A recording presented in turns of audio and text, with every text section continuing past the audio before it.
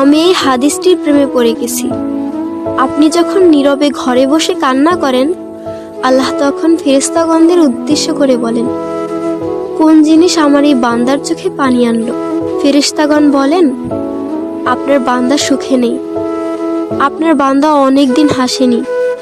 এই বলে ফেরেশতাগণ কান্না করতে থাকেন এবং আল্লাহকে বলেন, হে আমার রব, আপনি জানেন আপনার এই বান্দার হৃদয়ে কি রয়েছে, অতএব আপনি তার জন্য সবকিছু সহজ করে দিন।